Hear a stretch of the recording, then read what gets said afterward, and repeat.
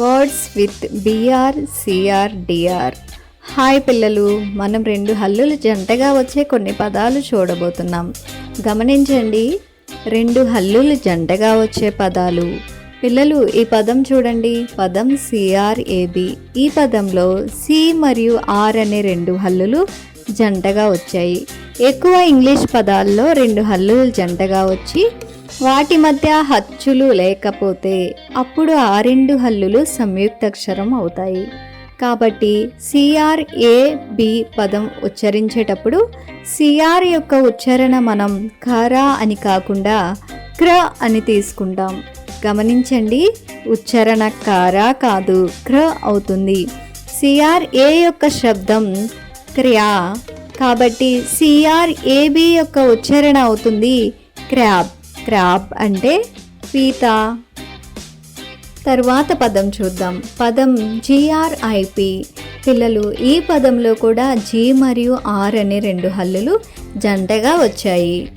వీటి మధ్య ఎలాంటి ఓవెల్ లేదు, కాబట్టి జిఆర్ యొక్క శబ్దం ఘర్ కాకుండా గ్ర అవుతుంది. జిఆర్ఐ యొక్క శబ్దం గ్రీ అవుతుంది. కాబట్టి జిఆర్ఐపి యొక్క ఉచ్చారణ అవుతుంది గ్రీప్, గ్రిప్. గమనించండి పిల్లలు, ఈ వీడియోలో మనం వివిధ హల్లులకు ఆర్ కలుపుతున్నాం మరియు ఆ రెండు అక్షరాల శబ్దాన్ని సంయుక్త పద్ధతిలో తీసుకోబోతున్నాం. గమనించండి, బిఆర్ యొక్క శబ్దం భారా కాకుండా భ్ర అవుతుంది. డిఆర్ యొక్క శబ్దం ఢారా కాకుండా ఢ్ర అవుతుంది. పదండి, కొన్ని పదాలు చూద్దాం. డిఆర్ఓపి. డిఆర్ యొక్క శబ్దం డ్ర, డిఆర్ఓ యొక్క శబ్దం డ్రా. డిఆర్ఓపి యొక్క ఉచ్చారణ అవుతుంది డ్రాప్, డ్రాప్. డ్రాప్ అంటే బిందువు.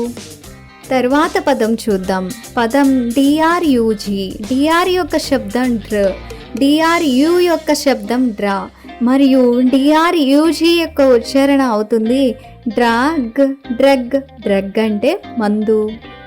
తర్వాత పదం చూద్దాం, పదం ఎఫ్ఆర్ఓజి.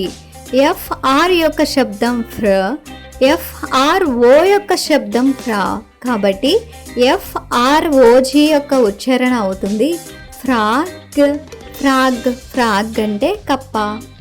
తరువాత పదం చూద్దాం, పదం టిఆర్ఏఎస్హెచ్. టిఆర్ యొక్క శబ్దం ట్ర, టిఆర్ఏ యొక్క శబ్దం ట్రా, ఎస్హెచ్ యొక్క శబ్దం ష్, కాబట్టి టిఆర్ఏఎస్హెచ్ యొక్క ఉచ్చారణ అవుతుంది ట్రాష్, ట్రాష్. ట్రాష్ అంటే చెత్త. తరువాత పదం చూద్దాం, పదం డిఆర్యుఎం. డిఆర్యు యొక్క శబ్దం డ్ర, డిఆర్యుఎం యొక్క ఉచ్చారణ అవుతుంది డ్రమ్, డ్రమ్. డ్రమ్ అంటే డోలు.